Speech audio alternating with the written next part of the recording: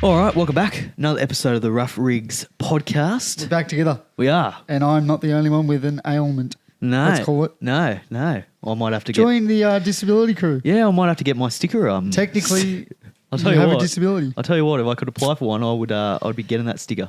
So let's get straight into it. People can't see, but Will's got a moon boot on. I'll try and get it up for the viewers at home. He's got a moon boot. There we go. There you go. Moon boot, Will, and his leg's very colourful. Yeah, pink leg and very pink. better than pink eye. What's happened? Because obviously we went to shoot the podcast yesterday afternoon, and I thought, we're on. This is good. He said yes, and then all of a sudden later in the day he said, yeah, nah. And I said, okay, what's going on? Take it away, Will. Yeah, it was like, nah, I can't do it. I'm in hospital. So, these things and I was happen. very puzzled. I was like, I gave no context we either. agreed, Like and all of a sudden it's like, no, can do something, man. I'm at the hospital. Well, sorry, I'm on the way to the hospital. So I'm like, fuck, is someone even to your mum, the lady? I didn't even think of you. I was like, surely you're just working. Like, what the fuck? And he's a photographer, so it's not like you're it's a dangerous business. doing a backflip or, So what happened? Yeah, so I finished my last job of the day. Just excited, getting back to the office. Yeah, fair Gonna enough. have some lunch. Stop by a bit of Macca's on the Yep. way. Feeling good. Feeling good. Feeling good. It's a Tuesday afternoon or Wednesday afternoon, whenever it was. Wednesday, yep. Decided there's brick wall about metre high that I was just trying to get back to the car park. Yep. Could have just walked around to the gate, but I was like, a few extra steps there. Just jump over this small brick wall. Yep. I can do it. I'm pretty fit and agile and Yep. And moon bootless at this time. moon bootless, yes. Yep. Yeah. You're free. I had two functional legs at that point. Yep. And then, took on a brick wall and lost pretty much. Tried to get my legs over and legs didn't get up the way that I wanted them to get up. Not as athletic as you once thought. Yeah, it was the pants were quite restrictive. Yep, the old tight jeans, skinny jeans. No, they were shorts, but I had my flash and batteries and, and bit things of weight. things in the pockets, so that kind of got caught, not allowing me to really get that. Where's the backpack? Flexibility in the legs. Yeah. Open the gate sort of stuff. Yeah. And I was too. I didn't just step. It was a confident, like both feet off the ground. It was a strut. Like both feet were off the ground. Yeah. I was very confident, but not to be. Hey, what's life tell you? Shin got the Bashed. as Steve Smith would say in the Sheffield Shield as batsman walked out. Shin. Yeah, shin. Yeah, I did hear that. Very Yes. So strange man. That's what happened. Fucking hell. If he was there, it would have been perfect. So what have you done? What is the injury? So what I did, tried to jump the brick wall. Yep. You lost the wall. Missed the wall. Yep. You got the wall. Got the wall. He got you. The wall got me. The shin just went straight into like the corner of the top of the brick wall. Dug into the skin all the way to the bone. So not good. Yeah. At the time I thought, oh geez, it's going to be a bit sore, bit of a scratch there. Yeah, big bruise. Didn't really think there was plenty of blood drawing out. I'm like, it'll be right. Yep. So went back in the car. It's still bleeding all over the car and what'd everything. you do? Did you not wrap it or? No, well, I'm in the car. There was nothing to wrap. I just got in there, wanted to go home. Fair. And then it was still bleeding. And I was like, I probably should try and find something to wrap it. So I had my bits of paper laying around, so I'm trying to wrap it up with paper and got back to the office, which was about half an hour drive or something. Got back to the office, took the paper off. Paper's red at this point. I'm like, not good. It's still bleeding. So I thought I'll just get you'll have a Band-Aid or something. I'll just chuck a Band-Aid on. Band-Aid down to the bone. A Band-Aid is hilarious. Should be right. There's a bit of skin hanging off, but it'll be fine. It'll fix itself. Yep. And then he had a look at it. He's like, no, there's a fucking massive hole in your leg. You should probably go to the doctors. So I went to the doctors. Just need to get my leg stitched up, please. And they're like, yeah, no can do. There's ligaments and bones hanging out. So off to the hospital. Go to the hospital. And I'm like, you're just fucking useless, this doctor. So I tried to go to a different doctor, and no, apparently the same thing. So diabolical. I'm like, mate, just fucking stitch it up. How hard as can it be? As soon as it goes down to the bone, they need to look at it for infection. And so I had so to on go and so forth. The hospital, wait fucking 6 hours. As you do. Yeah. Should have said you had chest issues as well. Well, that's what I was thinking. I was like, can I bleed out and then get in quickly? You're sweet. But went to the hospital, finally got looked at, and they're like, yeah, not good. So he's touching around in it and doing whatever he was doing. He's like, yeah, you need to come back tomorrow. We'll operate on you. I'm like, fucking operations? Fucking stitch it up, cunt. Like, not that hard. Surely. Guy. Give me the stitch. I'll do it myself. Without any experience in the medical profession, just stitch it up. Just fucking stitch it up. Put some staples in it. Yeah, so back he went. So back I went the next day. Yep. And yeah, had a whole operation, ligaments, I don't know, damage to ligaments. There's a dent in the bone because where it's obviously hit the wall. Yeah. There's just a little indent, so they've said. And so I don't know how you fix that. Ouch. I don't think you do. I don't think you do. You just live with it. Just live with it. No one's going to look at your bone. Just live with no one should be seeing your fucking bone from this point onwards. So Jesus finally Christ. they stitched it up. Yep. And they're like, you can't walk on it. You can't drink for a couple of weeks, which is hurtful. That's the one that hurts. That's the nail in Cricket, well, I for don't care. 5 weeks. Sorry, not 5 weeks. I'd fucking die. 5 days because I'm on antibiotics. You can't mix the antibiotics and the alcohol. Not good. You probably it's can. just frowned upon. Yeah. I'll give it a go. See how I feel and probably get to day 3, day 4, and Back then to the hospital. No jokes. But they all ask the same question. You're like, are you smoking? I'm like, no. Do you drink? I don't know how to respond to that. Like a little I'd bit. say you're a Like I'm not an alcoholic, whatever is but- above social drinking. If that makes sense. So you're not an everydayer, No. but you're not like a. I feel like Does that make sense? I feel like I'm a social drinker, but if I'm social, I'll like go all out. Yeah, but like you're. I'm not going to have a social drink for 1 or 2. I wonder if there's a word for it because like you're above social. Does that make sense? Yeah. I'm social. Yeah. You're like. Yeah. You'll have a drink on a random Monday because it's been a bad day, and there's nothing wrong with that. And I've done that too. But like, you know what I mean? What do you say to the guy? I drink 3 times a week. No, I was sort like, of thing. yeah, just a little bit. Yeah, that's fair. That's fair. Yeah, I like that. I like that a lot. Have a few drinks on Friday, Saturday. Yeah, I like that a lot. Yep, I do like that. So, So- what do you say? There needs to be a word. Yeah, what Like, is I'm a number 6 out of 10. Well, and that's the other thing. When they ask you like, oh, what's the pain from one, and then they don't give you like, what's the pain? What number was your pain? I was like, well, what's the scale? Is it 1 to 5, 1 to 10, 1 to 100? They're just trying to judge your pain. Give me a little bit more information. That's here. all that is. And then she's like, oh, well, go 1 to 10. And I was like, I don't know. But like my leg's still attached. I don't want to be too dramatic and go like a 7. I'm like, They just want to know your pain but threshold I'll for say, meds. yeah, That's all it is. right. Because I said a 3, and I was like, I don't know if I'm like too much, too like. It's like when I dislocated my shoulder. I started panicking. It's like when she's like, how much pain are you in? I said, 7, but it's the worst pain I've ever felt in my life. She's like, so maybe higher than 7. I said, it's manageable. And she's like, fuck, you're crazy. Like, people that dislocate things are like in agony. I'm like, I'm hurting. It hurts. Mentally, I'm screaming, but like, what can I do? I don't want here? to sound too dramatic. Yeah, like some guys had a heart attack, just wheeled past me. I think he's a bit more bothered than I. Like, there's blokes with arms and legs hanging off. Like, I think I'm good. Yeah. You know, Anyways, how was your weekend after that? Before that, actually very good. Well, cricket. Apart from cricket. we can go quick through that. I saw the score. Yeah, so cricket happened. And Mike told me the story. Oh, there's a story Yeah, here. Mike told me the story. Yeah, our listeners will get in for a treat for this one. Yep. Let them know. So Cricket happened. We're playing a team. Didn't get regraded, believe it or not, after playing for 5 losses. How many? So the regrades always happen after 5 rounds. We've had our 5 rounds, haven't won a game. I think, we've been pumped quite convincingly. As our loyal listeners. Yep, I'm with you. I got you. The Listeners, meds, it's the meds. Yeah, it's the meds. Listeners or viewers, I got. I tried to combine them. Yep. But yes, hasn't been a good You're couple of months for us. regrade. Hoping for regrade, get some easier matchups, but not to be. Yep. Stay in the same grade, which is disappointing. But anyway, our first game in the new grade, playing a team that actually did get regraded from, I don't know, one of the other grades. Down or up? Up. That okay. Down. I don't know. They've gone down. They were in 8th grade. Now they're in our grade in 11th grade. Yes. 8. Played the, So big jump for them. Anyway, played them. Did all right. Did all right with the bat. I didn't, but The team did okay. Couple of decent contributions throughout. Yep. So we scraped our way to, I don't know, 100 and something. I think it was 180. Yeah, something like that. I have a look after the game, but I Yeah. never message you just like barring the result. Yeah, I still haven't put the scores in. Being in hospital. So Yeah. Okay. You got a live score. I'm telling you, life changing. Nah. No, bro. I thought the same. Life changing. Life changing. I do fuck all now. It's awesome. I don't like change. No, trust me. Trust me, dude. I'm exactly like you. The best thing I've ever done. Nah. You don't have to do a fucking thing. It does everything for you. It's unbelievable. Yeah, but then your phone dies and you're fucked. Phone will never die. Take a charger. iPad. We don't have a Ravi with a portable charger in our team. No, well, you need a Ravi with a portable charger in your team. Ravi, come over. Just a charger.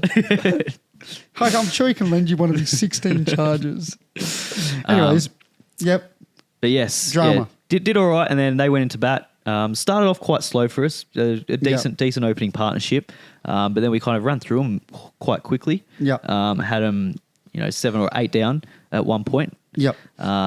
Things were going well. We had the momentum, and then one of our other bowlers already taken 4 wickets. So he was on his fifer. Going for that fifth. A nice ball, caught and bowled. You beauty, 9 down. Here we go. Batsman standing there. Umpire gave it out. And we're umpiring our own teams, by the way. So no by umpires this week. No black and white. So umpire at the bowlers end gave it out. Batsman stands there. Like, what do you stand for, mate? You're out. On your bike. See you later. Hit it straight back to the bowler. He's like, no, it was a bump ball. I was like, no, it fucking wasn't.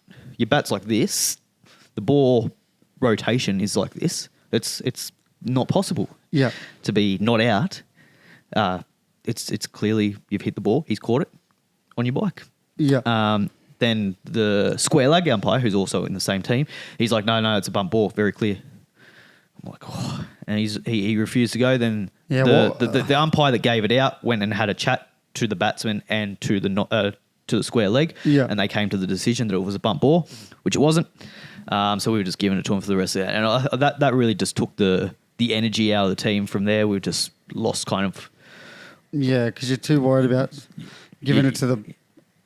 After something like that happens, it's blatant cheating, and it's hard to come back from. 100%. Because you drop your head. You're focusing your energy on them rather than the game now. Yeah, because you're pissed off. Yeah, I get it. 100%. So the frustration's there, and you're not bowling well, you're not fielding well, you're frustrated, you're just trying to basically abuse the cunts. And no, I get it. Makes a lot of sense. Yeah, so it wasn't fun. So yeah, once again, hate cricket. Speaking to Mike about it, he's like, they need to do something. I said, bro, they need to do what our comp does and just find the club. Yeah.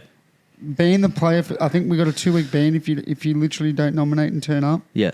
And deduction of points to your team. Yeah. So you don't just cop a fine. Your club cops the fine. Yeah. And then you're in debt to your club. Yeah. They need to do something more strict. Like, obviously, whatever the. Because at the moment, the penalty for not umpiring showing up is you lose 6 points per game. See, which is a win. Like that's a pretty big deterrent, I would have thought. Say if you're 5-0, you wouldn't care about fucking 6. Yeah. Which is sad. It should never come down to that ever. Like umpiring your own games. Yeah. We shook hands once on a 2-day. We said we'll come back next week for a 1-day. I don't think that's fair on any of us. Yeah. Because both teams will have players that are unconfident and don't want to let someone down. Yeah. And that's what it sounds like. The main umpire's like non-biased. He's like, fuck it. Yeah. It's a game of cricket. Whereas the square leg might be 7th bat and he's done this and he might get a little promotion, which is bullshit. Yeah. And I don't think it should be like that. They need to fucking figure something out like a bit quick. Yeah. Did you put in a I think Mike not even did, a report, but like just an email saying, hey, this is what happened. Yeah. It was pretty weird. Yeah. But it's hard. You don't want to go too hard on, having a go at them either, because then they can come back and of course not. Carry on because then you've the way that we've carried on to them and, said some choice words. You just send an email saying, look, this has happened. And when is this going to be, when's someone going to be held accountable to turn up and umpire the games neutrally? Yeah. Because the respect is gone. You have to respect the neutral guy, regardless of his age, whatever, ethnicity, whatever. So that's bullshit. I hate that shit. Yeah. I'm so glad PDCA are very fucking scary. They find the fuck out of you if you don't turn up. Yeah.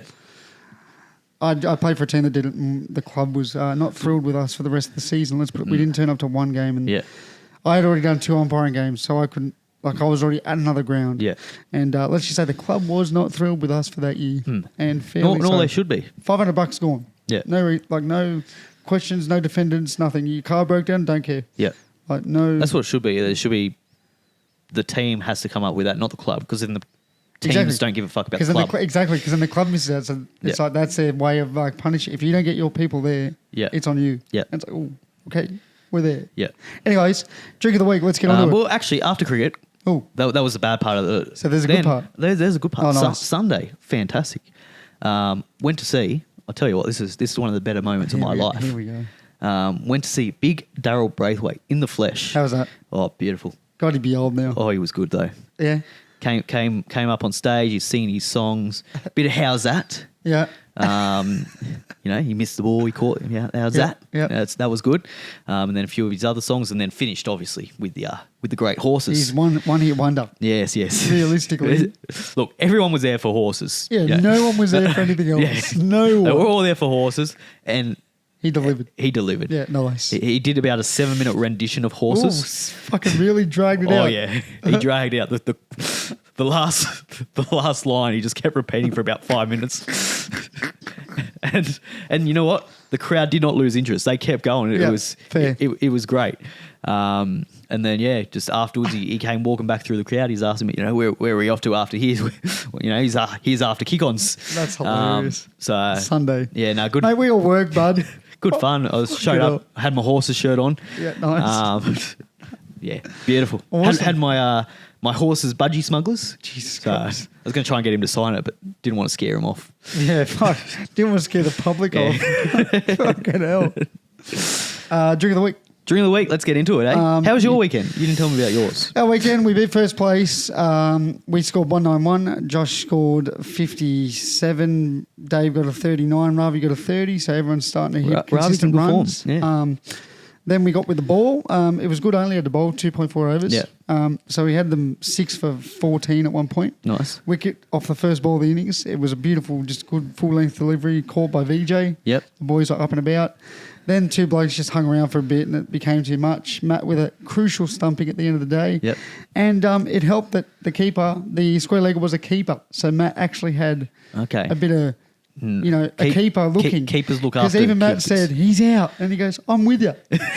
And then Matt goes, I'm sorry. It's just every time I get a really tight stumping, the umpires are never looking because they're batsmen Yeah. or they don't give a fuck. He goes, Yeah. mate, I'm a keeper, so I get it.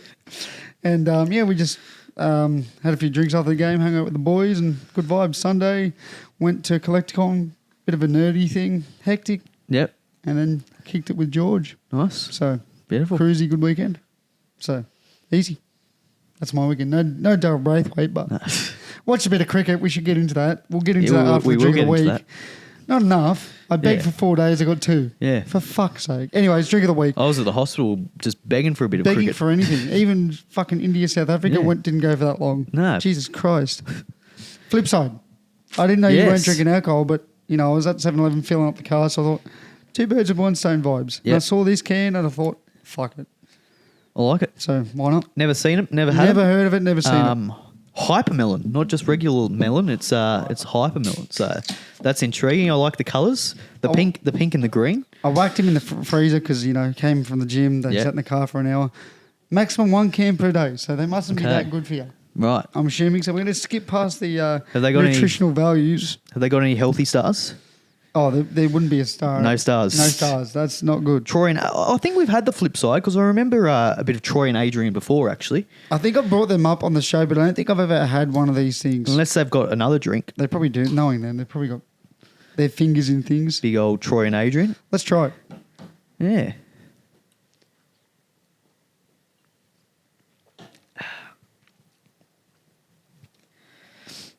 It's not bad. Wow. I don't hate that at all. Look, I grabbed the watermelon, because the other flavours, your blueberry, every other joint has that sort of flavour. So I thought, let's go the weird one. Bit of hypermelon. And I'm not- It's not that hyper.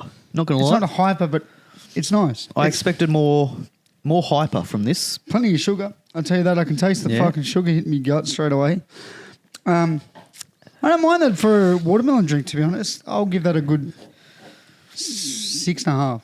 Yeah. It's above par. It's not fantastic, and it's not shit.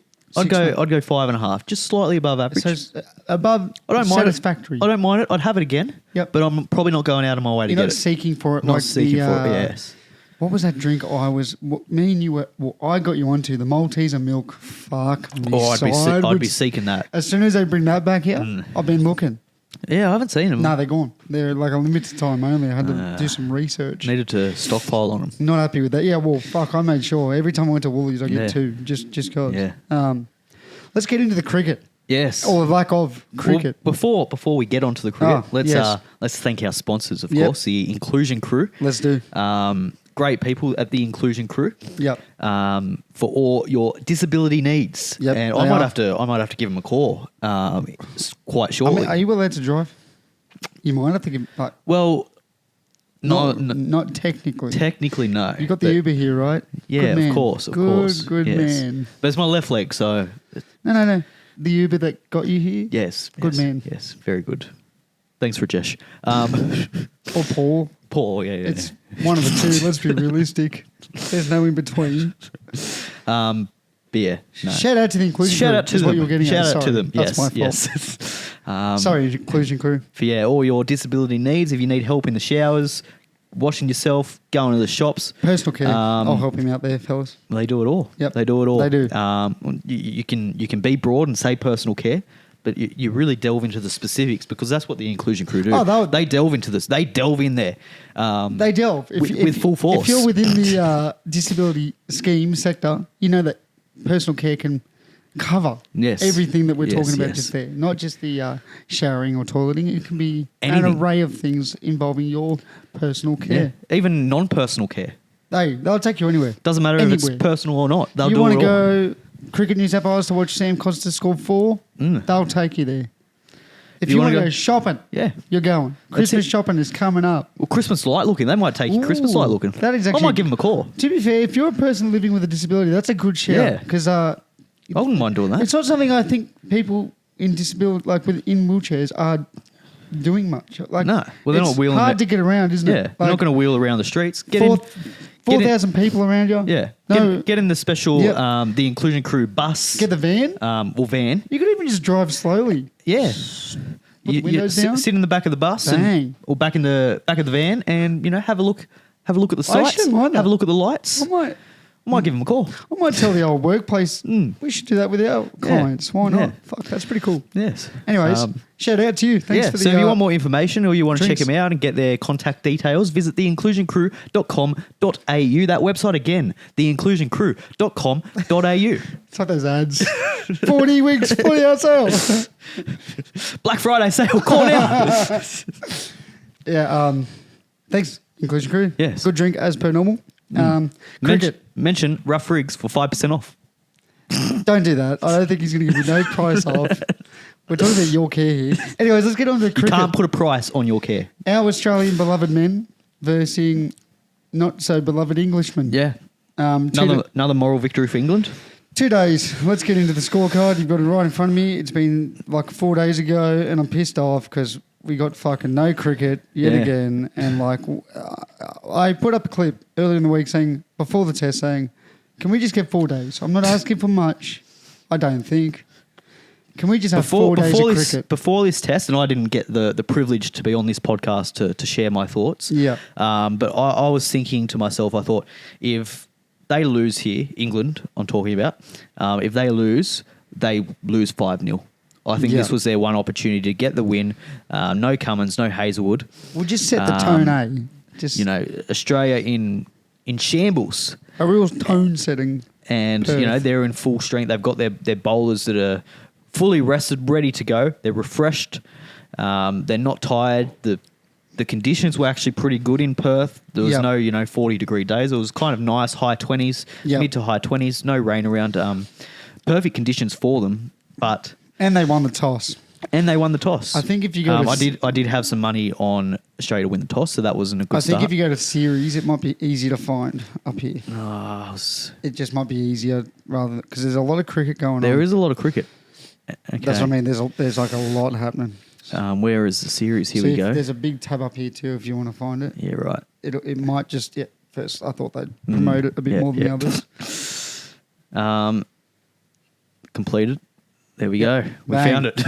So England won the toss and they chose to bat as you normally should and will do at Perth. It was a bit of a surprise though because there's a lot of talk. England like chasing. Chasing, They'll chase yeah. anything, the English, but and they posted 172. Crawley, who I predicted was going to have an absolute stinker of a series. yeah. Quack. And he waddled away. I was shocked. Waddle. I was shocked actually. About my take. No. But Crawley, I thought he's like fairly new to the English Test setup. No, But he's got 60 tests to his name. He's young, but he's been around. Does that make sense? Yeah. So he's played. He's born the same age as me. Yeah, he's 27, so he's still young, but he's played 60 test matches. Yeah, he's been around. For an average of 30, under 31, 30.96 if we want to get into specifics. Yeah. How are you in the team with an average of 30? Hey. For 60 tests. It's not like he's played 12 tests and, Leave him in. his first class record's good and his first class record's just a shit. Leave him in. And their first class system in England is awful. He's fantastic. England, don't stop it. Leave him in. I just don't understand the selection. I thought he was just, that it's a pick on potential, a bit of a Cam Green situation where, give him some time. Give him some time and he'll flourish. But he's had his time and this is him. He flourishes with an average of 30. Well, that's him flourishing. Who would be his likely replacement? Hamid? No. They got to have someone that's got a better average than 30. But that's the issue. They don't play to the Bazball style. Yeah, that's what it literally is. Comes down to. They like his style of play. I thought he was going to be shit, and it's not because of his skill ability. It's just I think Starc is another level. That first 3 overs of Starc is something of untouchableness. No one is ever going to take as many first wickets. The first wicket drops in his first over. Yeah. The last 12 attempts. 12 straight overs, 12 straight games, innings that he's done this. No one can do that. And I thought he takes strikes. So I just thought if Starc can keep him on the 3 to 4 balls without rotating the strike, he's cooked. And it's happened both times. Yeah. He sucked. Stay in. He's really good. Really, really good, England, if you're listening. How he got out in the first innings was just... chasing. It's just brain dead cricket. It literally is just impatience. It's just dumb. You face 4 balls, 5 balls, 6 ball. It's not a half volley. It's a good length ball, outside off stump, and you're just having a swing at it. And if you go back to the scorecard, the 3 slips, there's a bit of movement. It's the first over of a fucking test match. Bit of movement off the pitch, and you're fucked. So Zach Crawley, you're a fucking brain dead idiot with an average of 30 in Test cricket. I don't know how you've made it there. Go back to the scorecard for me, because I just want to highlight his partner, who I thought was going to have a solid series. Ben Duckett. I think he's quite... He takes about 6 to 7 balls before he assesses what's going on, unless Starkey serves him up an absolute fucking pie. Yeah. Which he can do, obviously trying to in-swing that ball. It's a very prone for the odd pie. Yeah. But that's what I respect about Duckett. He's going to be forceful and to the point straight away. He actually left a couple of balls in that first innings. But even he's got left some balls. He is renowned for not leaving the ball. Never. He's probably left some 30 balls in his Test career. He just doesn't leave them. He had the brains to work out. It's the first over of a Test match. There's a bit of movement going on here. I'm not going to play. Mitchell Starc. I'm not going to play brain dead cricket. Yeah. If it's a half volley, sure, I'm going to throw everything at it. But that ball is not there to be driven. I'm not going to drive it. And Duckett made it pretty damn obvious what he wanted to do. As soon as Boland came on, he goes, "Yep, I'm going for him. Yeah, I'm going to dot up Starc and go for that guy." Yeah, and it worked. He got 21 of 20, but still, his dismissals, how he got out in the second innings. I think was it Starc or Boland? I think it was Starc. Starc. It was a good delivery, and he was playing quite defensively. He wasn't having a swing at it. Yeah. So you can kind of cop that if you're an Englishman, thinking he's trying to dig in. He's trying to that ball wasn't there to play. He's not playing some flashy drive and getting out. Yeah. He's just got beaten by a good ball. Yeah. He didn't give his wicket away. He just got done by a very good bowler. Yeah. Whereas most of these dismissals, you look at them and you're like, if they had an ounce of fucking brain to them, they wouldn't have been out and they would have kept going. And the one I felt bad for was probably the best wicket on the day for me was Joe Root's. Yeah. It was that perfect 3.5 to 4th stump ball. In the first innings or second innings? First, because he had to play at it. He had to defend at it. He had to. He couldn't. It was one of those ones where Starkey was bringing it back in. Root was like, fuck. Yeah. I'm in early here. This is not good. His second innings dismissal, though, that was... Yeah, silly. Very silly for Root standards. Yeah. Anyway, Root got a duck. let's get through the first innings dismissal. I thought Ollie Pope was really good in the first He innings. scored 46 and he was looking good. I must admit, I was like, oh, shit. And then Cam Green just got one that sort of not stayed low, but it nipped a bit, if that makes sense. Yeah. For me. Mm. And I'm so glad it did because he looked pretty set. Yeah. He looked ready for a big one. Root, as we just spoke about, got a duck. Harry Brook with a 52 as he normally does. He gets about 50 and then gets out. Ben Stokes gets bowled by... I will admit, Harry Brook, he's the one for England that worries me when he comes out to bat because I think he's one that can play, decent cricket. He can. And he wasn't having a go at anything early. His strike rate wasn't that impressive. Like, he finished with 85, but I think for his first probably 30 runs, it was pretty conventional. And that's the thing. He knows he can score quick. So why waste it early? Because he knows he's going to be, if he's going to bat, he's going to be there for a while. Yeah. I agree with you. There's two people that scare me in this team. Ben Stokes got out for 6. You know what I love about Ben Stokes, and it's probably the only thing I love about Ben Stokes? He could get out to the greatest ball in the world. He could get out to the worst ball in the world, but he makes it look so like movie-like. Yeah. It's like he's just been bowled by the best ball every single time. He's looking at the pitch. Yeah. He's looking at Starc. He's looking at nothing on the wicket. I'm like, what are you looking at? You just got bowled. Yeah. And I get it. Starc's on fire. But, like, I just love that Stokes is, like, looking. He's, like, begging for... It's like Smith a bit. He's got that Smith vibes about him. Yeah. He gets out to a normal ball and he's like, what's that done? Not much, my friend. It's just hit the seam and you haven't defended it. Jamie Smith, he's the one for me that I think he's perfectly placed in his batting lineup to score lots of runs. But they need to get I don't think he is. They need to get to about over 40 before I think he can truly get into what he's best at. Personally, I don't think he's got partners like in Would you want him above Stokes? Probably. Because Stokes is going to bowl, as we've now seen. Yeah. I don't rate Stokes, to be honest. As a bowling or a batter? As a batter. Not in the sense you think Smith is... Not in Test cricket overall. He's obviously had some great innings, and he's a class batsman. He's clutch. Right? He's very clutch. He's a class batsman, but he hasn't really done it in Australia. He did when he first came onto the scene, made his debut. I think his second Test at the Wacker, and he had that brilliant innings. But since then, he hasn't really done that much out here, and he doesn't look comfortable batting. Really, I don't know, and I don't think his record's that good either. We talk about Zach Crawley averaging 30. Ben Stokes, I reckon he'd be about 35. He seems to get a lot of low scores, and then he'll randomly go, and when he goes, he goes big, and he's a match winner. Yeah, right. He's a match winner. But there's a lot of shit in between that. Like his batting average at 35. It's not fantastic. I don't know. He'll probably have one innings through this series, and he might win one game for him. But he's not someone that's going to take the series on, and he's not going to win you a series. I don't think. He scares Whereas me.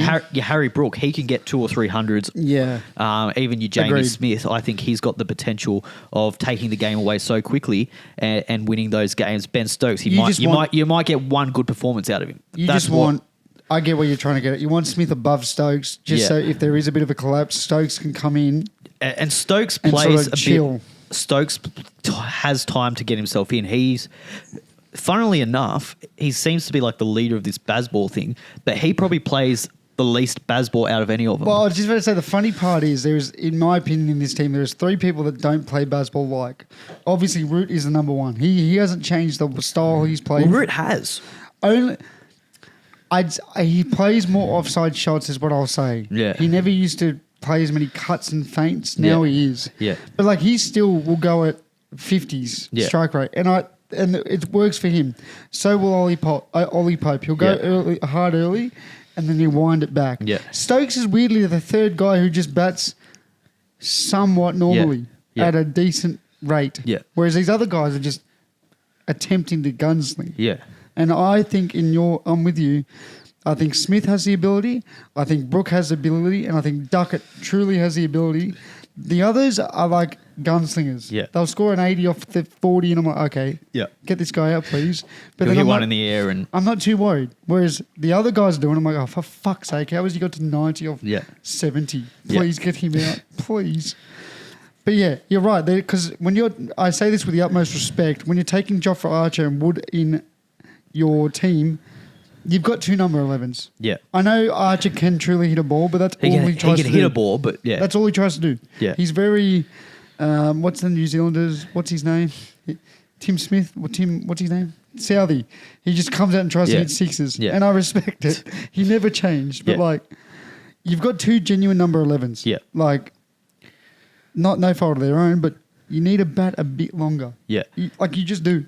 And Stokes has the ability, which we've seen throughout his career, to bat with the tail. He can brilliantly. He can, hold the strike. And he's got the mentality to kind of get through those periods. Whereas the way Jamie Smith played, I don't think he does. Not a care in the world. He plays very he's very young. Yeah. Why wouldn't you? Confidence. He doesn't have that experience to bat with the tail. He hasn't been in those positions before. So I think get him up the order. A lot of pressure.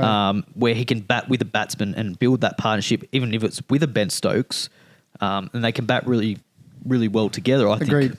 think. Whereas if you're getting him with the tail, he'll just the tail's in, so I'm just going to have a swing and play that carefree cricket, which in Australian boundaries that are 100 metres long, massive. It's not going to work.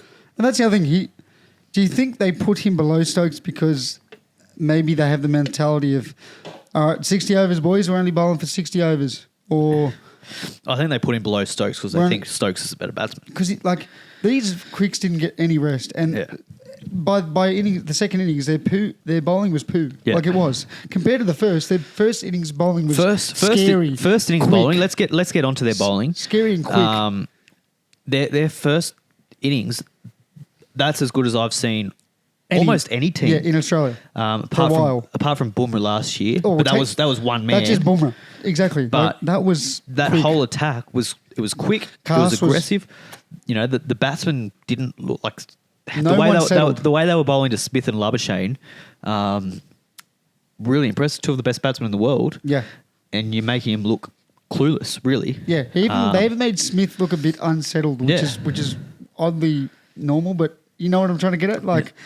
To really unsettle him. Yeah. He was moving a lot to try and figure out where the fuck do I stand. He's getting hit in the elbow. Especially Cast. Cast was all over Smith. Yeah. And it bothered me. I'm like, what's going on? Why is he so quick? Yeah. But Joffrey didn't get him out. But that's the thing. Let's quickly highlight our figures before we move on. Starc, 7 for 58. Well, he was outstanding. I thought the rest of the bowlers weren't that great. I thought Doggett was pretty good early on in his first spell. Yep. I didn't really like how they were kind of using him as the bouncer guy. He's a bouncer guy, but he's not.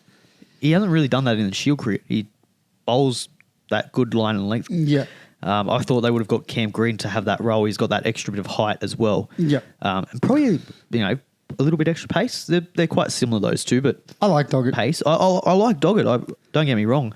I just don't like seeing him in that bouncer kind of barrage bowler and just getting him playing like that. I'd rather see him get the ball up there and try and take wickets conventionally because he can do that. He can seam the ball, swing the ball. This is the thing I love about this. I'd actually like to see him opening the bowling if we're going with the same attack next test. If Cummins isn't back, big rest. So fuck. Yeah, this is what I want to say. If they do have the same attack, then I would have him and Starc opening the bowling. Just aggressive. I don't think Boland at the capper is as dangerous with the older ball than he is with the newer ball. True. I think. Sorry. I know what you're trying to. I don't think he's as dangerous with the newer ball. Yeah. Because he gets it out more. And, in the first innings, he was just bowling half volleys half the time. Yeah. Whereas in that second innings, he dragged his length back, bowled a much better length. Bowled his line. Bowled what he did in Test match cricket, which he's been doing for years. He always bowls a bit of back and a bit. Yeah. And, in a good length. Yeah. Is what you'd say. And he's getting those nicks, and that's how he gets a lot of his wickets, through those caught behinds, and then he'll, jam one in at the pads and try and get an LBW or a bowled. Yep. But most of his wickets is from that back of a length, just getting that outside edge to second, third slip or through the keeper.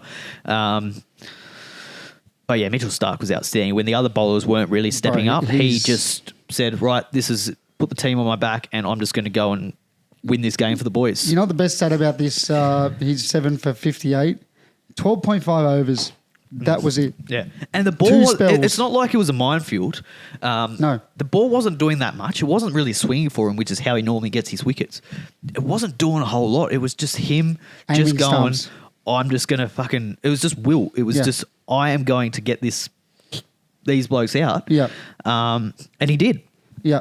So this almost confirms that for me is, I think he's got I think that was his best bowling figures, 7 for 58. It is now because it was 6 for 9. It was 6 for something in West Indies where he bowled brilliantly, but that pitch was doing heaps. Crazy. Right? Great bowler, but the pitch helped him out there. The pitch didn't help him one bit here, I thought.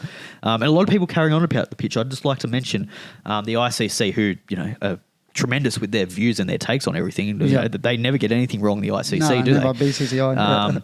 But they rated it as very good, this pitch, which I actually, for the first time in my life, agree with the ICC. As we know. Because I thought, and we just spoke about how England got out in their first innings and a little bit in their second innings. Most of it wasn't down to the pitch. Like, was there any that we said was really great balls? Not really. There were some great balls in there, don't get me wrong. But they were great balls not helped by the pitch. No. As I said, the ball wasn't swinging. It wasn't seaming a hell of a lot. The ball's allowed to move a little bit. Like, it doesn't have to be a flat track every time. I thought a lot of it was just poor cricket shots that got them out. That most of the wickets, and even for Australia in their first innings, it was just poor batting that got them out rather than good bowl or good pitch conditions. So, I thought the pitch was probably in the favour of a batsman. Oh, for mine. To win the toss. We all know that it gets easier to bat at Perth. So if you win the toss, you bat. Yeah. Because then by that second innings, it should be day 3 to 4. Yeah. And you should be driver's seat sort of stuff. Yeah. If you win the toss and bat, you get through to lunch on day 2, and you kind of have the best conditions in that day 2 if you can get through that opening spell and not play brain dead cricket. Well, this almost confirms. What was your take of the pitch? I thought the pitch was fine. As we know, Perth gets better. It's not horrible, but it gets better, which is crazy to think. Day 2 and 3 in Australia, no matter what pitch, has always traditionally been the best time to bat. Yeah. All I've got to say is unless Starc gets hurt, I'm tapping wood ferociously there, he's going to play all 5 tests because he only bowled 12.5 overs in that first innings. Yeah. If you wanted to almost guarantee a 4-test summer for Starc, you try to bat as long as humanly possible that first innings. Yeah. And what did they do? He only bowled 2 fucking spells. Yeah. 2 spells. 6 overs, and then he was about to finish his 7th in the second spell. Idiots. Anyways, let's get to the Australian collapse or attempting of batting or whatever you want to call it. Well, then, as we spoke about, England bowled exceptionally well in that second innings. Jofra Archer just skittled Jake Weatherall. Yeah, that was sad to watch. Yeah. It gave me... first of all, it was calamity at the top of the order. Yeah, true. I didn't even think about that. Usman, I was watching this and thinking, I think they were 6 or 7 down. I'm like, where's Usman? Yeah. Because I think we just took a wicket. And poo or something. Needed to do a poo. And Webster was at first slip. I'm like, that's not Usman. Yeah. He looks a bit different there. Yep. Where is he? And then I'm like, if we get these wickets quickly, he's going to... And me, as just a shit fucking 11th grade captain, I know that that's something that needs to happen. True. I don't know how anyone... I think Steve Smith, he was calling out. He knew because he's smart and autistic. He knows those kind of things. But how did none of the staff tell Usman, get the fuck... I don't care if you're shitting yourself. Get the fuck on the field. Hey, no one gave a fuck about Matt Renshaw pooing his pants in India. Well, he did that when he was batting and he came back on. He had to wait, though. Yeah, but... Wicket for 4. Retired hurt. Poor guy. He must have had some ferocious diarrhea. God bless his soul. Bring him back. He's still there, but God bless his soul that day.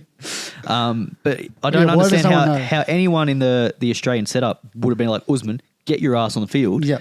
I don't care if you're having back spasms or whatever. Just stand in first slip and don't move. Yeah. You don't have to do anything. Just stand there. So I don't know whether that was Usman just being lazy and just wanted to rest or obviously he had the back spasms. It's been talked about or whatever. But yeah, I just thought that was a real strange one for me. Someone that, doesn't know much. I picked it up. But Let's get into the collapse. Jake Weatherall. So Marnus obviously then had to open the batting. Sad. And poor Weatherall. The thing with Marnus, he looks like a different batsman in the second innings when he was batting at 3. He's playing like he was in Shield cricket. And he just was a lot freer. Whereas I think it's a mental thing. I think 100%. He has the mentality, right, I'm opening. I need to get through this first spell. I need to get through this new ball, see off the new ball. Yeah. And he gets into a different frame and quite a defensive frame of mind. Obviously, the way England were bowling doesn't help that. And, it's hard to score when you don't have bad balls. But that second innings, he really just took it to him and and punished them and was a lot more freer, I think, coming in at 3 after a pretty good opening partnership as well. So I think that's the key for him, is just getting that freedom at 3. And the other issue is he fields like it's his last time on the field every single time a ball goes near him. So he, in this team, puts in 150 fucking %. Like, I know it's something so small, but to open the batting after you have just put your heart and soul, which he does, every chase, every ball, you need time to rest, like he does. Whereas, with the utmost respect to Usman, he's a first slipman, and a very good one at that.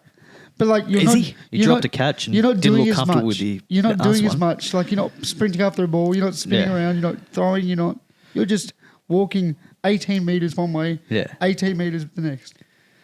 So there is little things like that. Enough to do your back though. Oh, fuck, obviously. So then Marnus does his normal thing, goes slow, which I like. That's what he does well. But he just gets bowled to I thought it was a good ball, but obviously a bad shot too. Yeah. Put the ball in the right spot and he got bowled. So I can't really hate on that. Steve Smith It was was a bit unlucky. It came off inside edge onto the Inside pad edge. or something. But Smith with a 17 off 49 was looking good, and then Cars just... I reckon that was the worst 17 he's ever played. Yeah, Cars was on him. Yeah. Cars was really on him that first innings. Like, and it was weird to see because no one really gets the best of Smith. Yeah. And I could probably say that was one of Cars' better spells ever. It was disappointing though, because when Marnus and Smith got out and then Usman quickly followed, the pitch started... I think it was a new ball pitch. Wickets were coming with the new ball, which again goes back to the way England play, were just brain dead. But it's disappointing when Marnus and Smith and Khawaja got out. After they got out, it seemed to really, when Head and Green were batting, it looked much easier. The pitch kind of flattened out. It wasn't doing as much. The ball died. It looked much easier because when Travis Head first came out, his first probably 10 or 15 balls that he faced looked in all sorts. Yeah. But then after that, he looked all right. And then, Ben Stokes came on and he probably took the worst 5-for I've ever seen in my life. Still a 5-for. Still a 5-for. As a bowler, everyone's been saying that. I don't give a fuck how it looks. I've got 5. Yeah, and that's what I mean. I thought he had a decent ball to... I don't know who it was. Someone. Are you talking about the ball to... The one that he nicked off. Who did he nick off? Was it... Who didn't he fucking nick off in that He order? didn't nick off anyone. Nathan Lyon probably copped a good one. Yeah, probably... Wasted on Nathan Lyon. But no, I thought, like Head got out, caught at mid-wicket. Cameron Green caught out. His ball was actually decent. Cameron Green's, that was the one I was thinking of, the one that nicked off. Can I just say, I've never been so happy to see a 26 runs off 26 balls. I was like, Carey... Just give us something. Yeah. Just give us a little something. I don't care if it's shit outs, just something off something quick. Yeah. But again, the way he got out to Ben Stokes, just shit shot. Like, I'll defend him. He always gets out to a shit shot because that's his role on the team. But like, I get what you're trying to say. His wicket, but that's Carey. Like, he's the one guy that has that weird license that can play 360 down the order. Yeah. But it was disappointing. Like, the wickets fell. It wasn't Ben Stokes quick. Just ripping through them. It was just Australians playing shit shots and just gifting their wickets away, which, again, the same thing England did in their first and second innings. So that was disappointing to watch. And that's the issue. We've got 2 number 11s as well. We got 2 genuine 11s. We got 3 number 11s, really. Hey, whoa. Lions highest is a 49 or whatever it was against India. Thank you very much. I'll stick up for my boy there. He faced more balls than fucking Starc. But more than Uzi. Yeah, but you're not relying on Nathan Lyon runs. the same way that if Cummins was batting at 9, agreed. Where you might be able to get something out of him. You're not going to get much out of Nathan Lyon. You might jag a few runs here and there. But and that's why Carey and Travis Head do so well. Yeah. Is because they know they've got Cummins at number 9. Yeah. So once the ball dies, they can actually play some expansive shot. That's something that no one thinks about. Head and Carey benefit from Cummins being a number 9 batter who can actually hold the stick and hold the stick well. You can build that partnership. And look at the difference. Yeah. Carey knows he now has to score quick. Yeah. And efficient. He sort of can't waste balls. I think that's how that's how it looked like he was batting. And I've never seen him do that because normally he can take his time, get his eye in, but he knows there's no Cummins and they've got Boland at 10, which is scary. Yeah. That's not good. Yeah. Boland should be 12, 13, 14, 15. Like, fuck. Anyways, England's second innings. Yet again, Zach Crawley, quack, caught and bowled. Actually, a really cool caught and bowled too. It was great. It was just cool. The way it looked. Great catch. The jump, the throw. Athleticism, beautiful. Ben Duckett yet again. Good start. And then just overplayed his hand. Got out to a good ball, to be fair. I thought Scotty Boland. Yep. again, got him out. You know, he's playing defensively. Wasn't Yep. Ollie Pope. going after it. Same thing. Got off to a mad start and just missed one, essentially. Ollie Pope, he looked awful, though, to be Yeah. fair. Like, before he got out, he played and missed about 15 times. So, and again, you know, the way he got out was pretty poor too, just outside edge. The ball wasn't there to drive. Yep. Joe Root, the same thing there. Ball wasn't there to drive, chopped on. Harry Brook, second or third ball, got out. Ball wasn't there to drive. Like all these wickets just in the same style. I've never been so happy to see that ball get caught by Uzi. I was a bit threatened when I saw him walk out and he looked a bit ready to go. I'm like, Ben Stokes, he got a decent ball, to be fair. Yet from again, start, he's looking around like, what the fuck just happened? Made it look like the pitch did a lot. He didn't do that much. He's in the middle of India. Just kind of missed a straight one. But anyway, Jamie Smith, he got out somehow. I don't even. Oh, that was the caught behind. That was an interesting one. That one. Yeah. Shout out Travis Head. Yeah. Shout out Travis Head. Shout out to Jamie Smith for walking off when he obviously knew he hit it. Oh, because I love that. I reckon that's what convinced the umpire more than anything that Snicko said. He didn't leave, and then all of a sudden, he just once old Smithy went for the old signal. Yeah. He's like, "Oh, see you boys." Yeah. You're probably right. If he stays like literally stationary, just. Because the umpire, the first view, he's like, yep, I can see a spike on Snicko. Yeah. And then he had to look at it for another 20 minutes. Yeah. Because he's like, wait, actually, that's Nick. He was cross-eyed. That Snick wasn't there. Yeah. So, yeah, I reckon he's if Jamie Smith didn't walk off. Oh, he's not out. He's not out. 100%. Yeah. Because they can see that as well, I think. 100%. Yeah. They're watching the big screen. Looking out the window. Hey, what are you doing out there, mate? Get away. What are you doing up here already? No, he must be it. Here we go. Give it out. Garcia Atkinson tried to push the pace because I think he read the situation. This is not going well. Yep. Let's just have a slap. And slap he did. Yep. So that didn't last long, but still close to 40. Good partnership, him and Cuss. That was when we were bowling that short stuff that, yeah. I don't know how to feel about the short stuff. It annoys me, but it seems to work. It works in Perth. Yeah. It works well in Perth. I hate it too, but... It's just not fun to watch. No, it's a bit boring. I want to see shots. Yeah. I want to see defensive systems. Give him the old sniff, hit him in the head. Sniffo. The old Mitchell Johnson special, couple, short stuff into the ribs and things like that. But then pitch one up, try and get him nicking, try and get him out, hitting the stumps. But this is a big issue. 34.4 overs faced, yet again, we're under 40 overs, both innings. Like 60 overs and 68 overs, I think they faced together, in both their innings. That's just irresponsible Test cricket. Say what you want, Bazball. It is gonna work. There's gonna be one test where they blow us out the water. Yeah. And all England fans are gonna. Jamie Smith and Harry Brook, and they'll all go off, and Duckett will go off, and they'll end up with 450 runs off 40 overs. But it's irresponsible cricket. Yeah. It's how, as an English fan, how would you feel not turning up till day 3 because you know it's finished? Yeah. Not even the Aussies. The Aussies we don't give a fuck.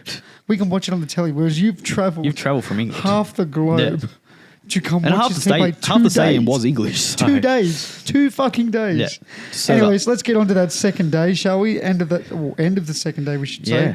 Uzi's obviously come out and they've announced that he has small back spasm issues. Yep. So obviously, who's going to open? Jake walks out by himself and said, "Boys, there should be a second bloke here." That was funny, wasn't it? Having a look hilarious. He just walks out and then he's like, "Hang on!"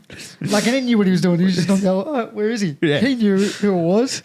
And if you're a WWE fan, it felt very like the comeback of a wrestler that hasn't wrestled in 8 years. It was like, who the fuck is it? Marnus, Green, Smith. He's done that on purpose. 100%. I reckon he's gone. You go out. Yeah. And then all of a sudden, I'll be out there, mate. The raging mullet comes out, and Travis Head obviously is going to open. Yep. And took the first ball. Oh, took first ball. Said, "Jake, I'm not going to do that to you, bud. Get up there." And I think honestly, just have a look, mate. It done the world of good for Jake because he looked fucking so comfy. Yeah. Travis Head, 123 off 83, 16 fours, 4 sixes. I wouldn't say more than 3 of his shots were forced. That was just him seeing the ball and hitting the ball towards the end. He was just having fun trying to slog everything. But up until that point, the balls were there to hit. Ben Stokes came on and he hit him for 4 fours or Three, five, four- 5 fours and over or something 3 like that. fours in the first 3 balls, Yeah. a dot, and then another 4. Like he was just taking the piss out of him, Yeah. really. Like, And they were all there to hit. Like, Yep. it wasn't like he was just playing shit shots and got away with it. Like, yep. it was there to hit. So, What a knock. as people are saying, he's Bazball the Bazballers. And He's headball, trap ball, whatever the Trap ball. fuck they're calling it. Now, I want to say, Jake, I thought he was fantastic. Obviously, very unlucky to get out the way he did. Yeah. I thought he looked comfy as hell, and I think it could be as simple good. as the fact that he didn't face up. Yeah. Like, it could be as simple as a mental psyche of, fuck, I don't have to do and this. it helps when Joffre's comes on and he's bowling 125 Ks Oh, instead that- of 150. What was the go there? Because He's just got no ticker, I think. he's not busted. No. Like, he only bowled fucking 30-odd overs at us, too. Yeah. Like, I think he's just got no ticker. I think that's what it's all about. He just because it can't be an exhaustion thing. because Wood was still quick. He bowled 5 overs or something. Yeah, Like, Wood was still quick. Wood was quick, but then he only bowled that opening spell. He bowled 3 overs and then that was it. I mean, So that was weird. I didn't even realise he's getting hit for 8s. I Yeah. didn't even realise at the time. Yeah, Fuck. Joffre bowled 8 overs. It's not like that's going to take much out of you. He only bowled probably that in the first innings too, did he? How much did he bowl? 9 overs. So that's not a whole lot of bowling. And yeah, he's bowling 125 Ks. Yeah, it was weird. He's the pace. That's all they've got from like the whole side is built around having Them that two. pace. Wood and And Archer. none of them really wanted to have the pace. No. So I don't. The way I see it, I think it's just an effort thing. They just gave up, which is kind of what the England cricket sides of the past 10 years have done when they come to Australia. They have all this talk and they're going to win and they're going to do all this stuff. Then they get here and 1 innings in, they've given up. Yeah. Do you reckon, That's what it looks like to me. Do you reckon weather played a part? No, For them I don't think specifically. that. I don't think so. It's not- As I said, it's not like it was a 40-degree days. True. They played for 2 days and they were like mid-20s to high 20s at Fucker. most. I didn't realise Joe Root went for 12. That's hilarious. Poor guy. He got Yeah. pumped. But 12. But yeah, I just don't understand. If you've got the capability of bowling 150 Ks, Try. Do it. give it your all. Doesn't matter. Like, You're getting smashed to all parts. Mate, you bowled us out for 130. We were chasing what? One? Yeah. Like, And you could the do it again. And the Australian team has shown over the past probably decade that they're prone to batting collapses. Like Yep. you break, you get Head and Marnus out, all of a sudden you're into Steve Smith, Cameron Green, Uzi, whether he bats or not, we don't know. Yep. And it's a long tail. So, Oh, it's a stupidly long tail. like, as I said before, you've got 3 number 11s and Mitchell Starc. Hey, whoa, Like, whoa, whoa, whoa, whoa, whoa. I know you We got like a number 10. I know you like your Nathan Lyon. He's a number but 10. He's not an 11. He's a number 10 on a good day. Anyways, minus 51. He looked, as you said, maybe it was the same thing as Head shaping up for where they're all starting Yeah. up. I think you're right. I think the fact that he got 45 minutes to sit in the sheds and literally Yeah. just chill Yeah. and assess what was going on. Yeah. He looked the best I've seen him look for 10 innings. Well, 10. the way he batted was the way he was batting in Shield cricket and Correct. Domestic one day. Taking his time and then attacking. He was playing his shots. He was going after. He was putting the pressure back on the bowlers, and that's what he didn't do in the first innings, and that's what he hasn't done for Australia for 10 probably innings the at last least. 10 innings At least. He's gone into his shell and he's really tried to grind out a 10 off 50 balls, whereas he's just gone if I face 50 balls, he's got 51 runs. Yeah, exactly. Like. If the ball's there to hit and he's going to hit it and Yeah, he's got the confidence agreed. and he's not coming in 1 for nothing. He's coming in at 1 for 70. So he's got that freedom and he's got that confidence and he's got Travis Head at the other hand who's going all guns blazing. So that's taking the pressure off him as well. I think the problem in the first inning as well, you have him and Steve Smith batting together. They're both batting quite similarly, quite defensively. There's Yeah. no one really taking the pressure Yeah. to the bowlers, which Steve Smith has built a career out of that, which is fine. You're not going to get him to change his game. Yep. But I think this works with having either Head or whether Head gets out on and whether it's Weatherald. Both are quite aggressive batsmen. Yep. And I think that is going to help Marnus in the long run batting at 3. The big thing I want to say, and no major podcast really has spoken about it yet. Minus walked out and read the room. His first 20 balls was just rotating the strike. Yeah. He was on about 15 or 30 something before this happened. Yeah. Like, And he got his head on strike. And I tell you what, it was poor captaincy from mine. Oh, I was watching it weird. and thinking, they're just letting Marnus just give the strike back to Head. Head is your danger man. Yeah. Why are you just, whether it's just, not changing the field for different batsmen, they had the field out for Head. Why is the field still out for Marnus? Yeah. Bring everyone in. Yeah. Create that pressure on him. If you want Marnus to score, let him have a 4 for cover drive. But just know if you miss that cover drive, we've got 3 slips and a gully. Yeah. You're right. The Marnus, it was probably the smartest innings I've ever seen him play. He literally just took a back seat for 15 balls and said, here you go, bud. Yeah. Get Head on strike and let him do his shit. And then obviously Head got out, as you said, just trying to take his shoulders off his fucking body. Respect. Yeah. Bit of Toy Story about him. And then Steve Smith came out acting like he needed to chase 200, which I found very, very weird. But yeah, what I thought was strange is they had Nathan Lyon padded up as like a night watchman. Even though there was like 14 minutes, if there was a result, which there obviously was going to be a result when the Head was on 60. So it's very strange seeing. And apparently there was talk about Nathan Lyon opening the batting. That was one of the options. They didn't get to bowl, did he? If it wasn't Head, it would have been Nathan Lyon coming out to bat. So a friend of the show, I think you know who. Strange. I won't bring him up. A friend of the show said, "This is why Lyon should get dropped." I said, "Mate, Lyon normally comes on about the 30th over. He didn't get to fucking bowl because they were all out by the 32. Yeah, he bowled 2 overs. Poor bastard." But if that's the way they're going to bat, does that mean Nathan Lyon has less of a role? Can I say in this series? Do you think England are going to get bowled out for 30 overs again? Surely they just go. Well, they 50, keep batting like that. They 50 will. 50 is the minimum. 50 needs to be the fucking minimum. You would have thought so, but the way they batted, I don't know. 30 overs. That's some hard cricket shit. Well, let's talk about the second test, right? Because there's a few talking points. 6 weeks away. It feels like Jesus Christ. Fuck off, England. We should have been watching cricket yesterday. Screw you. There's a few talking about. So the most obvious one, Usman. Does he stay at the top of the order? Is he going to be fit? Does Travis Head stay there? Do you bring in a Renshaw who's just scored 100 in a day-night Sheffield Shield clash at the Gabba? I think what you're asking is what's the plans going forward? What is the plans? Or what's the plans if he's in? What's the plans if he's out? If he's fit and he's ready to play, does he play? I've got my thoughts, but I want to hear yours first. Okay. I already know what I want. I would be reluctant to drop Usman if he's fully fit. Wait, okay. Context. Usman is fully fit today. There you go. Yeah. Well, let's just say that's the context right now. I would play Usman, and I would open with him. So would I. And whether or not I'd keep Head at 5, I'd keep the team pretty much unchanged. The only thing I'd be tempted by is maybe bringing in a Nisa. If Cummins is out, if Cummins is in, he's obviously straight back in the team. Not even a thought. Spit on me, Cummins, please. Or if he's out, maybe he'll be sensationally dropped for the second test. Yeah, Fox Sports. Cummins dropped. Australian captain dropped for the first test. Big caps lock dropped. I'm with you. You can't. But I'd be tempted to bring in Nisa for who? I don't know.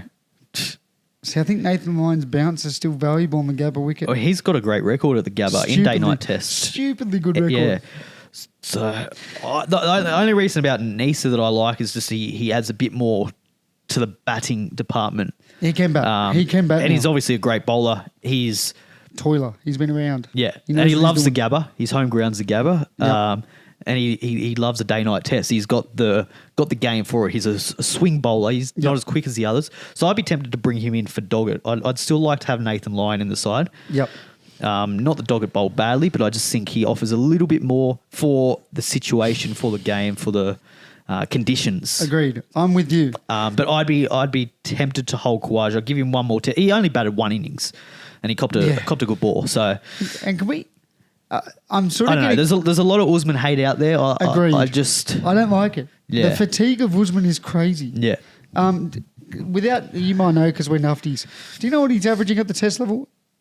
In his career? Yep. It'd be 42, 43? 45. Okay. 45, and people want him dropped. Yeah. I get it. Yes, his eyes might be a bit older. His hands might be a bit slower than normal. He's still averaging mid-40s, mate. Like, he's still averaging mid-40s. Like, there is nothing wrong with that. Average is 43.86. There you go. Like, 44 essentially. Yeah. But there is nothing wrong with that. And before all this like poor form, as the public is calling it, he has been our guy, while Smith has been finding his eyeballs or hands or whatever he lost or something. When Marnus was apparently the worst batsman in Test history, guess who was scoring the runs? Usman and Head. It was the Usman and Head show for 7 to 8 months. Usman hasn't scored much since last summer. So Exactly. he had that series against India, which he didn't basically score a run. He got run. He got boomered. Fucking hell. Poor cunt. Then he had the series against West Indies, which no one scored a run against. He Yeah, had the 'cause World bowlers. Test Championships where he missed out there, but then scored a big 200 in Sri Lanka, which everyone got runs at. So it's been hard because he's kind of hasn't scored runs when no one else has scored runs, Exactly. but he's also scored runs when When other people... no one was but he- scoring runs. But he scored runs in good conditions. So it just depends what the conditions are like. I think if it's going to be tough batting, he might struggle. I think he needs a tough innings where he is playing and missing. I think he needs a good score. Of course. I don't think you can drop him after one No. innings. He's batted once. And he's injured. Yeah, Like, he you was can't- injured and he came out at What? number 4 in a different position, and it was Yeah, you weird. can almost throw that out the window. But look, The there's- Usman there's- hate, I don't like it. I don't hate it. Like, I get where it's coming from, and I think there's merit to it, especially the way that Head performed. There's always going to be that debate. Oh, well, let's just keep him as an opener now. I still like Head at number 5. I think what he bro, does at number 5 is Don't good. open with Head Yeah. permanently, for the love of God. Yeah. Because when he gets 5 scores under 30, everyone is going to be, he shouldn't be opening. Yeah. He's brilliantly suited at 5 because there's a guy called Pat Cummins. You heard of him? He can hold the stick and buy Head time. Stop it. And you put him at Stop. 5, and when Australia are Flips the a game. 3 for nothing, Him and he Carey. can have that counter attack and take it to him. Whereas he's opening, then you're exposing him to the Agreed. new ball. Agreed. England didn't target him with the new ball. They didn't even go to the stumps, They bowled bro. short. I don't get it. With a new ball and wasted that. The ball's of course it's gonna fly off. It's a new ball and you're bowling short. Like, Bro, you're his gonna get one hit to all weakness. parts. His one weakness is getting bowled. Yeah. Not one full length ball and not one Yorker. He struggles against the swinging ball. Yes. Um, Everyone knows this. It's his one and kryptonite. They didn't target him opening the batting with a new ball, with a swinging ball. Exactly. India tried it in that final, but they just couldn't land the Yorker. If they land one of those, he's likely up to 30. Yeah. I like him at 5. I'd give Usman one more crack. 100%. If he misses out at the Gabba, It's his home ground. then I think then you can start looking at other options. You maybe start looking at Renshaw to open, or you do maybe have the debate around Travis Head. But yeah, I've got a different one if it all goes south. what's your opinion? And this is only Ashes bias because we know they play fast. England, that is, apparently. Josh Inglis. Yeah, I would love to see Josh Inglis at the top. With you're a big Weatherwood. Josh Inglis fan. I just think Josh Inglis. Josh English, whatever the fuck they call him. I just think he's fantastically suited just to hit the shit, if that makes sense. And I think Head showed that, and so did Weatherwood. Weatherwood hit a lot of shit. But I'm with you. Usman deserves his 2 innings in Brisbane to show what he's got. And he's got stuff. He's got plenty left. Now, if he doesn't, game 3. Yeah. Win or loss, we have the discussion. I get it. 100% discussion should be had. But until then, stop the hate. He's averaging mid-40s. It's fine. Every batsman goes through this phase in their cricketing career.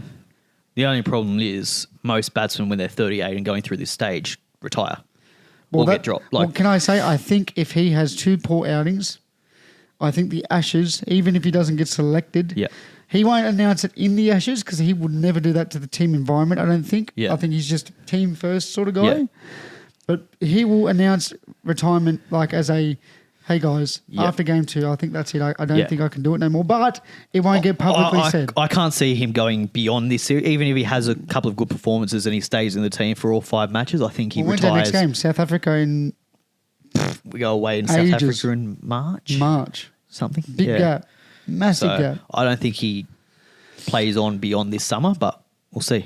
I think Usman does well, and I think the nation should get the fuck around him and stop the forced hate because let's face it. He's been one of our greatest cricketers in this kind of period. He has. Since he's come back into the team and he's opened, he's been very, very good. I agree. We've had that solid partnership when it was him and Warner. Warner left, and he hasn't had Steadied the ship. he hasn't had a partner to bat with really Ever. Ever. So Revolving door, batter. Like, which can't be easy. Fuck. And I think Warner as well, God. he took a lot of pressure off Usman to play his game. 100% he did. And now that he's gone, you've got the batsmen that we picked to open with him have been quite traditional openers that have, taken their time. You had Steve Smith opening for a bit. You had Marnus opening for a match. You had Constance for a couple of matches. You had a couple of others thrown in there. And must be hard to build any sort of fucking relationship with in the middle. And he's just got to he has no one to take that pressure off him because he's the experienced guy. He's got to try and, which I don't think he excels at. I think he just needs to do his thing that time, get himself in.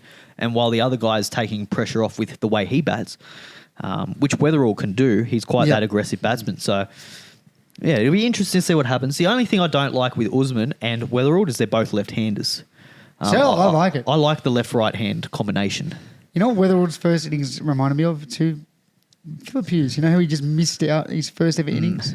And then he looked I know he didn't score 100 shaky, but he looked very good that next innings. It just was very reminiscent. I'm like, oh, this could be really good or really bad. Like, reminded me of Ricky Ponting when he got skittled. Fell over in wherever it was, and he basically retired from that point. So wasn't good signs for Weatherall, but he came back strong. So going forward, game 2 is in Brisbane in like 4 weeks or whenever the fuck it is. Any other changes for you? No, what are you doing with the bowlers? Cummins stays in. Sorry. If Cummins is healthy, I'm sorry, Doggett, but you're unfortunately the man that's going to miss out because Cummins does bowl that quick short stuff. And Bowen's Cummins setup guy, if that makes sense. Bowen is that guy that will set them up nicely. Yeah. Fuck, we haven't scored many runs, have we? Cummins comes on and goes, where's your tail gone, buddies? See ya, I've got 6 for. So I wouldn't make any changes until game 3. Keep Lyon. Yeah. Bro, Lyon on a Brisbane deck, he gets so much variable bounce because of his top spin. Does England bat long enough to get him into the game? That's my only That's problem. my issue, and we shouldn't be thinking like that. We should be thinking this is our game plan. Lyon always comes on around 25 to 30. But if England are getting bowled out for 30 overs, it's good for the team no matter what. I think this second game will be the setup denominator. If they get them out for 30 again, they can now see it's a pattern. Yeah. And they'll probably ask Lyon, can you start bowling a bit earlier to give the big boys a rest? He'll obviously say yes, but it'll be an internal discussion with Cummins, I think. Yeah. So I think everyone shut the fuck up about Lyon. He had 2 overs and he barely bat. Yeah. He did. He survived 21 balls, more than our middle order. So, I mean...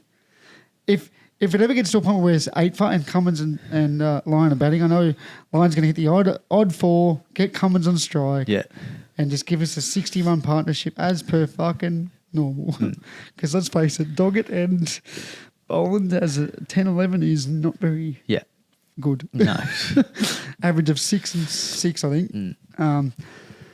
Anything else you want to talk about heading into the next game, or does England make changes? Does Carse get dropped for a more traditional bowler now, or do they keep that quick attack? I mean, I think the bowlers keep the same. If that's if that's what they picked for the conditions in Perth, you'd think Brisbane again. No, they don't have any spinners that are any good. What's that? Bashir? No. Poor Bashir. Rubbish. Cop that. At least he might have a bit of ticker, but he might come in with a bit of something. That's it. You just want bowlers that are just going to give a fuck. Yeah. You're representing their... And it's always been the way. Like, you think back to the Mitchell Johnson series in 2013-14. Like, Jonathan Trott went home, didn't have the ticker. Obviously, there were mental health issues there. But, like, that Graham Swan left after 3 games after they lost. They just don't have the ticker. They never have. Just fight. When things are going against them, they just fall over. Agreed. Which is disappointing, to be honest, as a fan. 100%. You want to see an English fan. You want to, as an English fan, even as an Australian fan. Sitting there going, it's funny. It's funny to watch, but I want to see a bit of fight. I want to see a contest. I want to see some competitive cricket, which we haven't seen on our shores for England since 2011, which is the last time they won a game here. So Anything you want to add to this match? Nah. Give me 30 seconds of your time. Ooh. South Africa have defeated India for the second game. Yes. And when I say defeated, India have thrown out let's say, fairer wicket. I'll just leave it at that. Yes. I'll just leave it. It was very playable for both sides. Let's just leave it at that. India have got fucking walloped. Yep. They've lost by 300 odd. A genuine 300 odd runs. Bavuma is now 11 from 12 in his last 12 matches as captain. Yep. I have the question for you. Shout out to South Africa first and foremost. Fantastic batting effort, and the bowling was phenomenal. They did not waste a single ball. Everything was in and at the stumps, and when it wasn't, the spinner was just foot marks. It did spin a bit.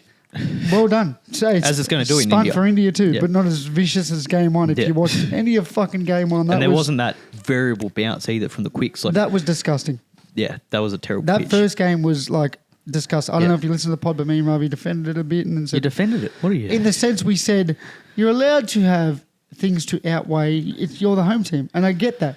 But I essentially said, when you've got a guy with a jackhammer in the middle of the crease, like middle of the wicket, going zzz, that's unfair. But anyways, shout out to South Africa. And the Indian coach Gambhir, he came out and said the pitch was exactly how we requested. Exactly, 'cause he which has is to very say that shit. It's very strange because like obviously everyone knows that they doctor their pitches, right? It's no secret. It's fucking obvious That- when yeah. when And you're allowed to. Australia tours there with 7 left-handers and all of a sudden there's all this marks outside the left-handers. The bay. jackhammer, I'm telling you. But I think that's the first time I remember like an Indian openly admitting this is what we requested. They did as I requested rather because for an Australian, our team doesn't really have any say on what the pitches do because they're all so different. Like you Gabba and you Wacket, they have their traditional ground and your pitches. It's not like they make them specifically bouncier and faster. That's just what they do.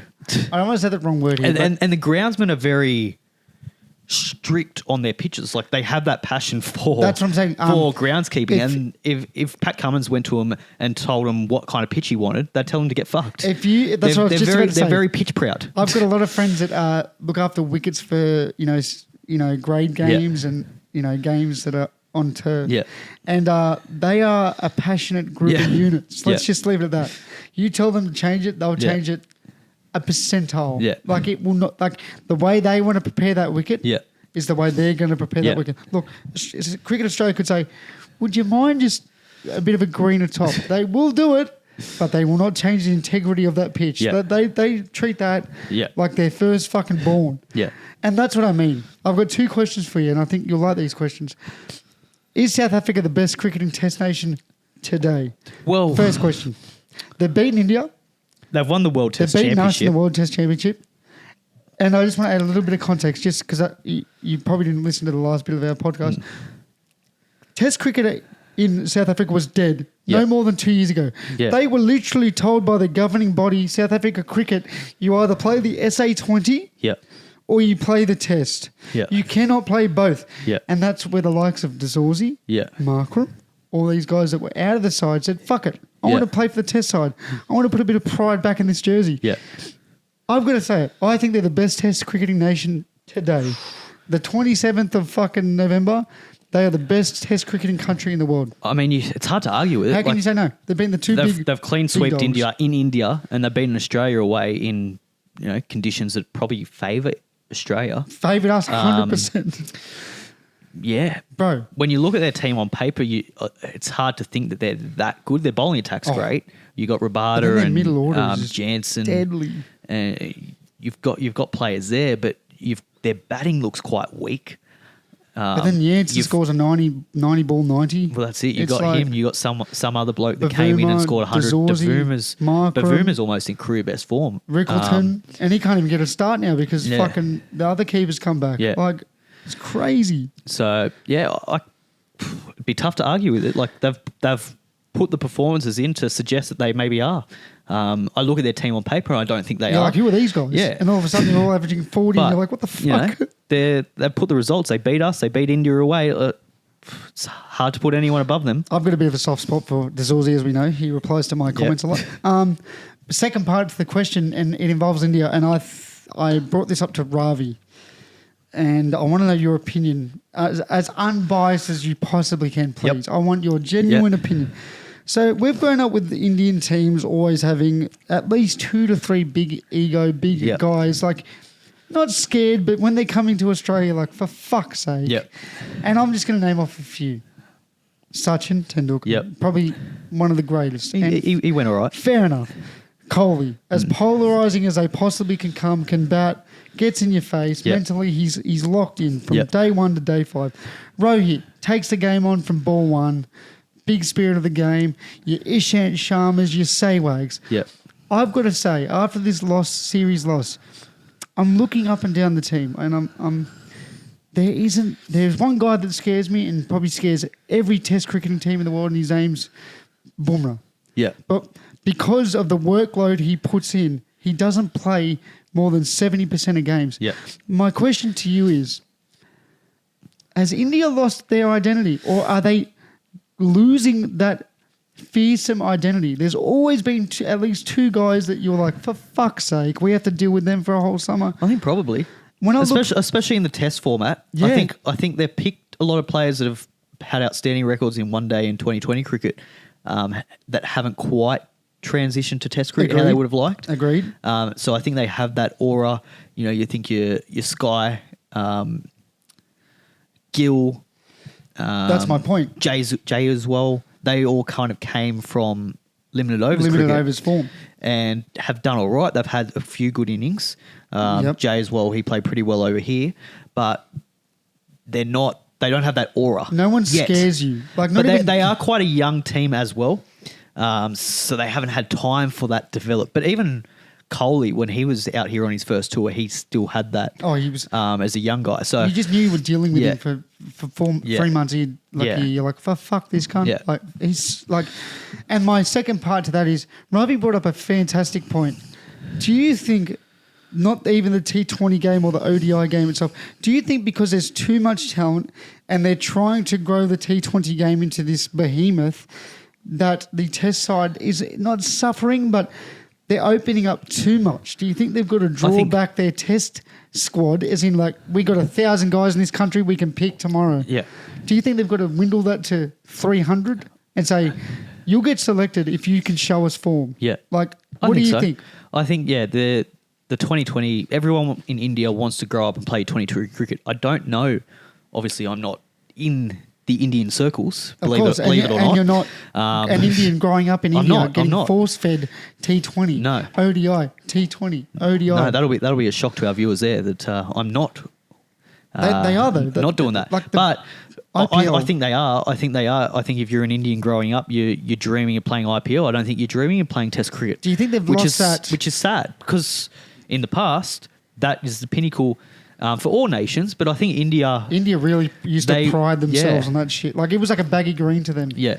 To get in that team, it was like, this is my biggest moment in my life. Yeah. Bigger than my wedding. Bigger, Yeah. like, they talked about it. Yeah. It was massive for them. Yeah, so I think kids growing up, they want to play for Rajasthan, they want to play for IPL Chennai. teams, yeah. They don't necessarily want to play in Test cricket. No. Which is very It's sad. because South Africa have brought that back. Yes. Now people want to get into that Test side.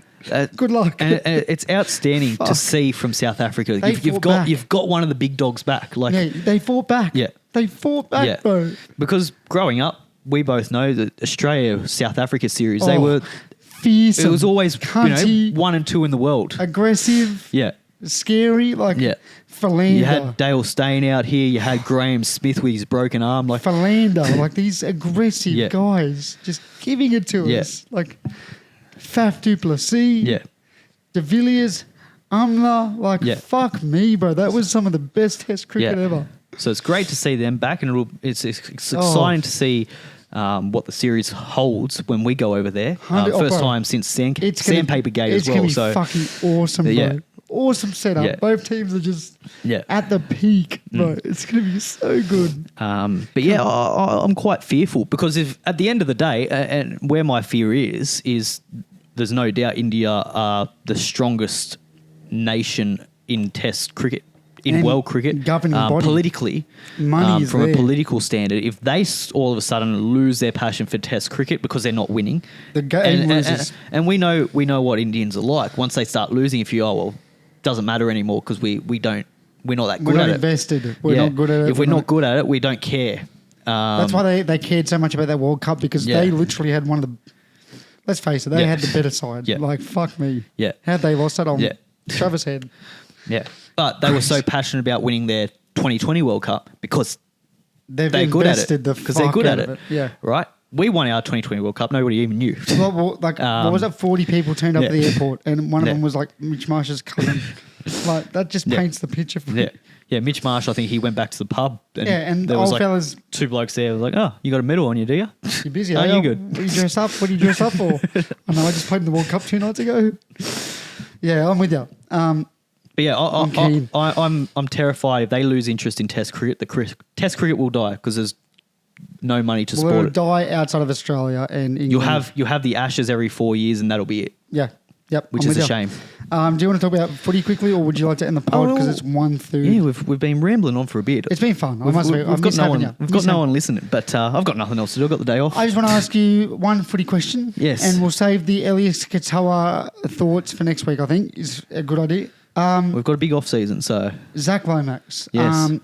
As we've spoken about quickly, he's gone. He's gone. He's left the Dragons, and Dragons fans have warned Eels He fans. didn't want to play centre. Agreed. Well, he didn't want to play wing. He wanted to play centre. Dragons fans have said, hey, watch out. Yeah, but then he went to Parramatta and was on the wing, and he had no problems playing wing. He liked playing wing. back. He's like, yeah, no, that's good. I love playing wing. I love it here. Best club ever. Yes. Is what we're saying. And now he's gone. Eels have offered him a little bump up. He said, you know what? Fuck the bump up. Yep. I'm out. Yep. And See you obviously, later. everyone's, the rumours are circling. Going to explore other opportunities is 360 the line. was the, opportunities that everyone's assuming. All of a sudden, about 3 to 4 days after he's announced, fuck you, Eels, Yep. his manager's randomly quit on him. Yeah. Randomly. Yeah, just randomly. That sort of incentivises me that he was going to go 360 Yeah. route. Well, after the NRL said that there's going to be a 10-year ban on managers for players that sign. And fair enough. quite- As a manager, why would you want to lose your license Yeah. for 10 years for fucking Zach Lomax? Especially the managers have more than one people that they manage. They manage a whole heap of people generally. So Part 2 to that, now he's going to union because... Well, now he doesn't have an offer from it 360. Now he doesn't have the offer from 360 because is it even happening? Part 2, he's fucked the Eels because now they haven't got a starting winger. And their pre-season's just started, which is... I'm honestly, if I'm an Eels fan, I'm so off that motherfucker. And fair enough. I've seen a lot of comments going, why? Please, why? Anyways, But at the end of the day, if he doesn't want to play for the club, why keep him around? but it's also like he did want to play for the club. He just saw money and ran, which is crazy to me. Yeah. Part 3, he hasn't been offered nothing by a union club. Yeah. He barely plays union. He's going to need a full season. I don't care how good you are at league. It's going to take you a little transition period. Is this one of the biggest blunders in recent history when it comes to potential into Origin side, into one of the better wingers in the comp, top percentile winger in the comp? Could be. Like, I guess is it not time will tell. But is it not the stupidest move you've ever seen? I mean, on paper, it doesn't look great. I don't know what's lined up for him, what he's got lined up. It doesn't look like much, but use Pappy as the guinea pig, Lomax. It seems like he's jumped the gun. He's seen Pappy leave so early. He's seen Pappy leave, and he's like, "Oh, all right, I'll go too." It seemed like he's following Pappy, but Pappy hasn't signed anything either. So and Pappy's happy to wait. Have you not seen the guy? He's in Japan. He's in Korea. He's chilling. Well, I think the reports have come out that he might not even sign with another. That's what I'm saying. He might just rugby. He might just he wanted to travel. I think that was he might just chill. Yeah, he's got money. Yeah, he don't need money. That's why he left from the reports. He left to kind of travel the world. And let's face it, but him and Craig Belly would have sat down and said, Belly would have said, if you leave, I cannot offer you a spot back here. We've got young. Having a mind blank, but they got that young fella at fullback ready to go, right? Yep. And I think the conversation would have been transparent. Craig, I want to travel for 1 year minimum. I don't even want to think about professional sport. Yeah. With all the injuries he's had, the mental setbacks, I get it. Yeah. Whereas he's the dummy. If you're Lomax, you're like, all right, let's just sit back for 6 months, do my preseason with Parramatta. If I want to dip it round 8 because it's actually happening, I can do that. No one knows it's happening. They don't have anything really. They don't have any players signed. They don't have a website. They don't have teams. Anything locked in. Are they fucking Dubai donkeys? They don't have TV rights. They don't have any game plan. They've got nothing. So it just seems very stupid for a guy who I thought was actually quite intelligent. When I look at Lomax, he's a smart guy. He signs deals. He puts himself in the right positions. But apparently fucking not. It's one of the biggest brain fades I've ever. Anyways, you got anything else you want to add to our... I just want to talk Macca's. They've got their Grinch meal.